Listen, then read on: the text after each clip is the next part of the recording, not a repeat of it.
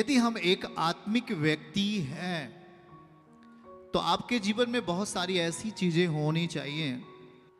आपके जीवन में एक आत्मिक बल दिखना चाहिए जिससे कि शैतान के कामों का क्या हो, नाश हो। आप जब मसीही जीवन को शुरुआत करते हैं तो आप अपने जीवन के लिए क्या समझते हैं कि मैं एक मसीही हूं, मैं एक विश्वासी हूं, और एक विश्वासी की क्या जिम्मेवारी होती है अपने आत्मिक जीवन के लिए। पहली बात क्या होती है?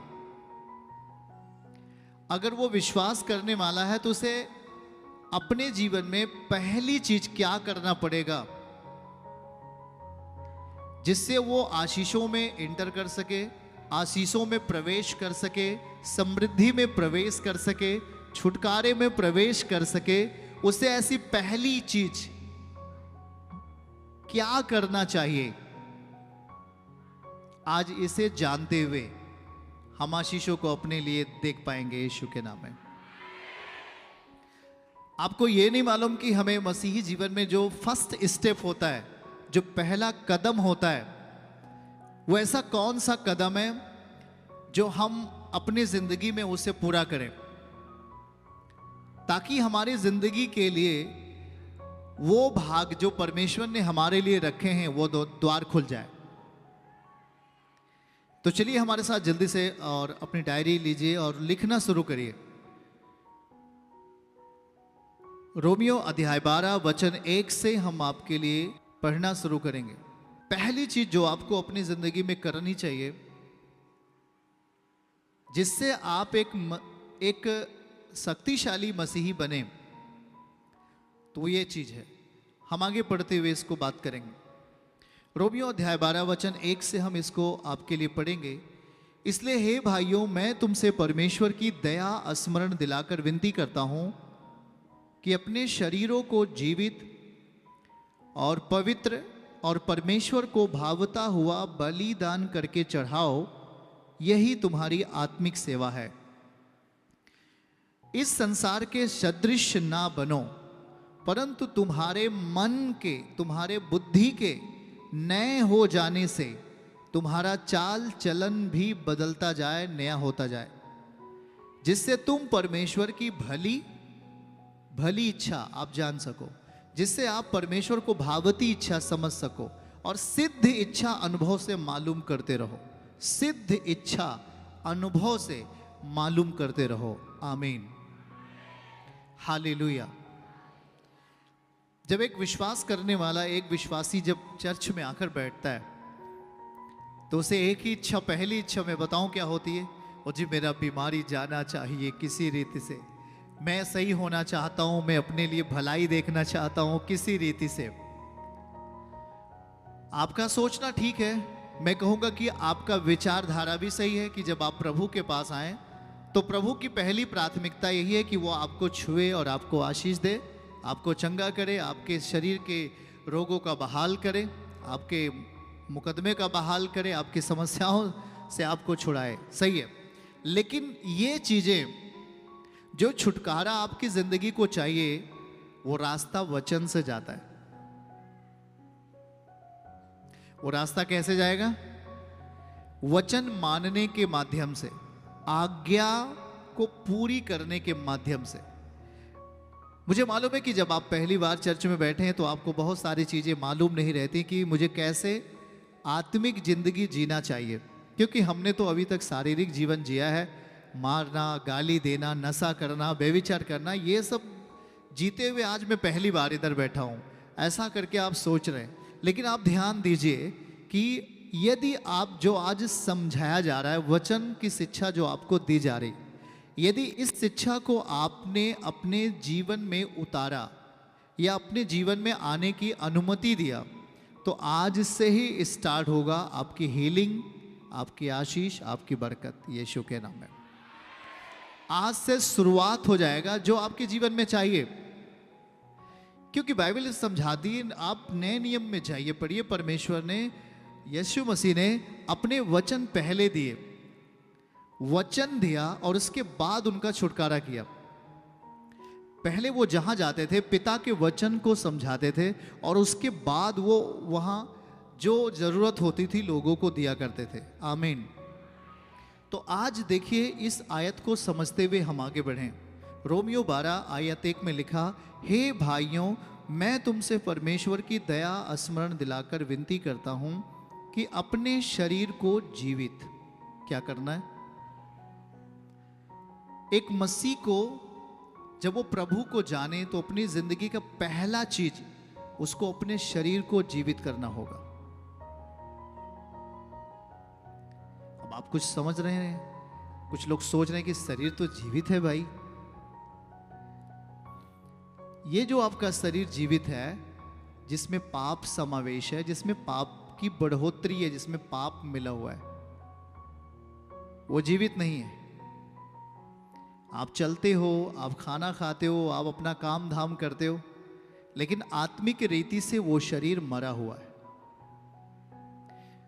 वो शारीरिक दशा में है, वो इस दुनिया की दशा में है, वो इस दुनिया की रूपरेखा में है, ना कि परमेश्वर के डिजाइन में। जब परमेश्वर आपसे बात कर रहा है तो वो कह रहा है कि पहली चीज आपको अपने शरीर को जीवित करना पड़ेगा। एक विश्वासी की प्रथम प्राथमिकता है कि जैसी वो अगर मसीही बनता है, वो यीशु के पास आता है, तो उसकी जिंदगी की पहली प्राथमिकता है कि वो अपने शरीर को जीवित करे। मतलब उस जीवित परमेश्वर के निकट लेके आए, उसके कमांडमेंट को, उसकी आज्ञाओं को, उसके वचन को अपनी जिंदगी में रखने का प्रयास करें। क्या करें? प्रयास करें। आपकी ये पहली प्राथमिकता है कि आप यदि अपने शरीर को जीवित नहीं करते, आपके लिए कोई रास्ता नहीं खुलेगा। पहला काम, पहली चीज,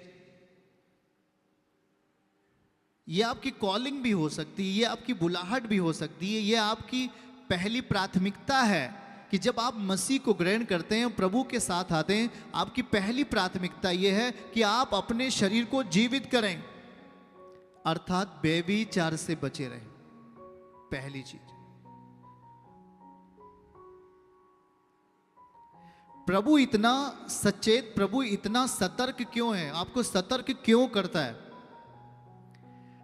अगर आप एक शारीरिक दुनिया से हटकर आत्मिक दुनिया में आ रहे हैं, तो आपको बिल्कुल उलट काम करना है। वहां व्यभिचार होता था, यहां व्यभिचार पहली मनाही है। आपको अपने शरीर के प्रति दुर्व्यवहार नहीं करना। आपका शरीर परमेश्वर का दिया हुआ मंदिर है, और अब तक परमेश्वर आपके अंदर नहीं रहता था, अब तक वो बाहर था। तो शैतान आपके बॉडी को क्या कर रहा था? मार रहा था। जब चाहता तब रोगी कर देता था, जब चाहता था तब आपको बुरे रास्ते पे ले जाकर आपको बुराई में फंसा देता था। लेकिन अब ये आत्मिक दुनिया में क्या हो गया? जब आपने यीशु को अपने जीवन में आने के लिए अनुमति दिया, तो अब आप शारीरिक जीवन से हटा करके आत्मिक जीवन में जीने वाले व्यक्ति बने। और इस आत्मिक जीवन में जो आत्मिक तरीके से जिंदगी जिएगा, वो सीधा सीधा प्रभु कहता है कि मैं अब तेरा शरीर मेरा घर होगा। अब तेरी बॉडी, तेरा हड्डी और मांस का जो ये शरीर है, अब वो मेरा क्या होगा? अब जरा सोच के देखो कि क्या ये कितनी बड़ी बात प्रभु कह रहे हैं। और इसलिए प्रभु पौलुस सिखा रहा है कि आपकी जो पहली बुलाहट है, मान लो जो पहली प्राथमिकता है, वो ये है कि आपको अपने शरीर को क्या करना होगा? जीवित।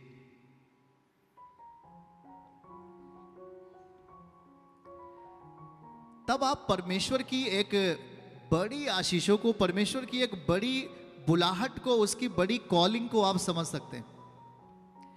अभी तक तो केवल आप यही जानते हैं, यीशु मसीह आया, मारा गया, गाड़ा गया, फिर मुर्दों में से जी उठा। क्या आप उसके शब्दों को नहीं समझ पा रहे? आप उसके अर्थ को और उसके गहराई को आप नहीं जान पा रहे। जैसे आप अपनी पड़ोसी की गहराई को बहुत अच्छे तरीके से जान जाते हैं, या कहीं बुराई होती है आप उसे बेहतरीन तरीके से समझ लेते हैं। पहले क्या हुआ, फिर क्या हुआ, फिर क्या हुआ, आप उन चीजों को वन बाय वन करके समझ पाते हैं। क्या आप सच्चाई को नहीं समझ पा रहे हैं? प्रभु हमारी मदद करेगा। आपका आत्मिक जीवन बलवान तब साबित होगा जब आप पहली चीज को अपनी जिंदगी में पूरा करेंगे। क्या है? अपने शरीर को जीवित। क्या करना है अपने शरीर को? ये पहली बुलाहट आपकी होगी। अब जब आप प्रभु के साथ इधर बैठे हो,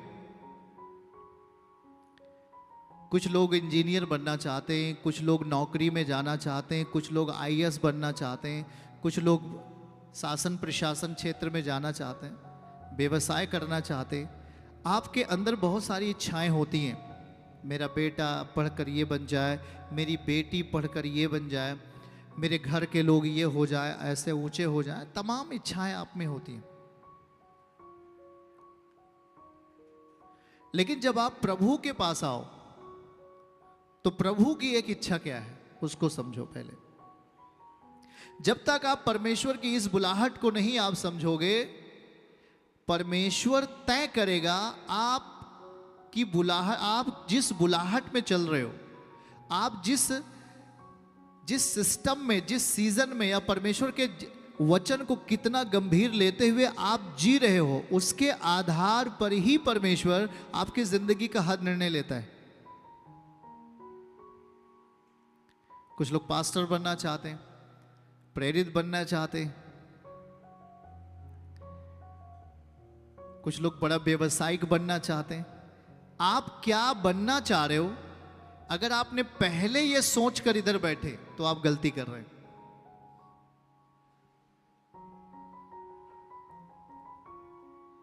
क्योंकि आपकी जिंदगी का निर्णय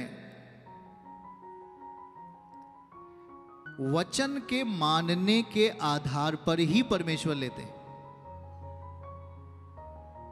हेलो, क्या बातों को समझ पा रहे हैं आप? जितना आप वचन को अपनी जिंदगी में गंभीरता से ले पाएंगे, उतना ही परमेश्वर का जो फेवर होगा वो आपके लिए होगा। और वो आपको कहाँ रखे, किस रास्ते पे रखे, किस कंपनी में रखे, किस जगह पे रखे, ये निर्णय परमेश्वर लेता है। आमीन। प्रभु आपको पहले कभी नहीं बताएगा कि मैं तुझे ये बनाने जा रहा हूं, मैं तुझे ये करने जा रहा हूं, मैं तुझे यहां उठाने जा रहा हूं, मैं तुझे यहां बैठाने जा रहा हूं। ये परमेश्वर आपको कभी नहीं बताता, ये कभी नहीं बताएगा। सोच लो, जब तक कि आप अपने बुलाहट के अनुसार जीना शुरू नहीं कर लेते, तब तक आपकी जिंदगी में यह निश्चित नहीं होगा कि आपको वो कहां लेके जाए।